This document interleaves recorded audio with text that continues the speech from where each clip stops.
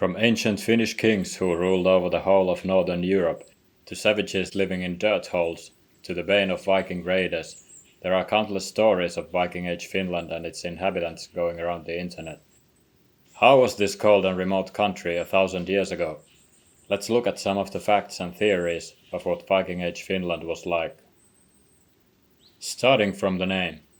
The nation of Finland was born much later in history, and during the Viking Age the land was populated with tribes speaking a language that would later develop into modern Finnish.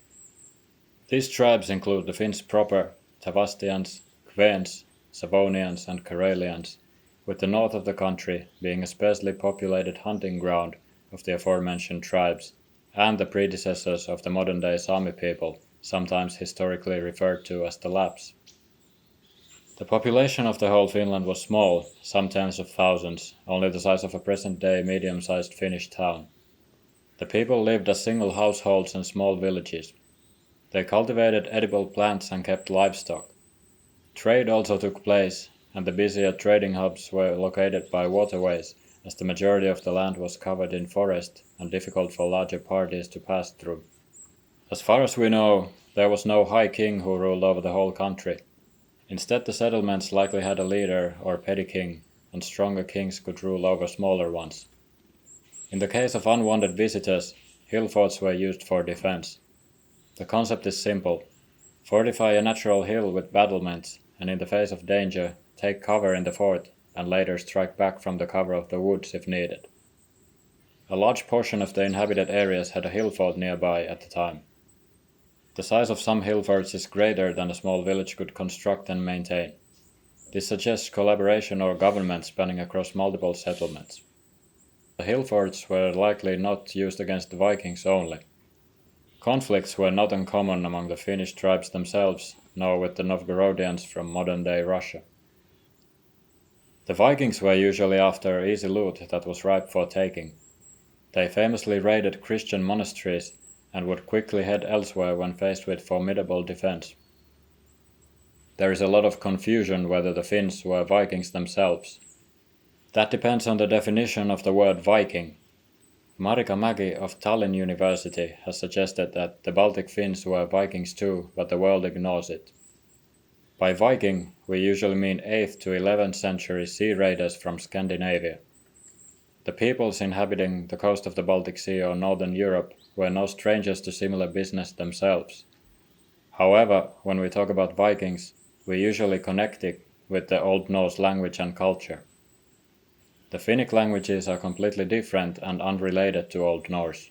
Moreover, the beliefs and religion of the Finns differ from what was practiced by the Norse-speaking Vikings. Mentions of disastrous Viking raids into Finland survive in runestones and sagas like the GS13 in Sweden, or the saga of Olaf Haraldsson, King of Norway, describing his defeat at the hands of the Finns at the Battle of Herdaler. But just like these days, not all foreign interaction with the Finns was violent. The so-called Eastern Route, or route, of the Vikings, leading all the way to the Black Sea and beyond, passed by the Finnish archipelago and provided a suitable harbour. The predecessors of modern-day Finns and Estonians might have played a major role in the Eastern Route activities. Finland prior to the Second World War is often seen as a poor, desolate wasteland, not least by the Finns themselves. Archaeology suggests otherwise. Objects, from weapons to jewelry, have been found in graves, and it was common to bury the dead with their belongings in pre-Christian societies. Many of these items were not produced locally, linking Finland to a well-connected early medieval trade and trade network. Swords were highly valued weapons in the Viking Age, and only in Norway have they discovered more Viking Age swords than in Finland. This is noteworthy, considering the small Finnish population at the time. The swords have not been studied extensively, but Mikko Moilanen's research on the blade inlays of late Iron Age swords provides some information. To conclude, Finland was definitely an interesting place in the Viking Age, or Iron Age as it's known in the history of Finland. The Finns didn't write down their history from this period, so it is mainly studied through archaeology and secondary sources, which leaves room for imagination. What do you think of the Viking Age Finland?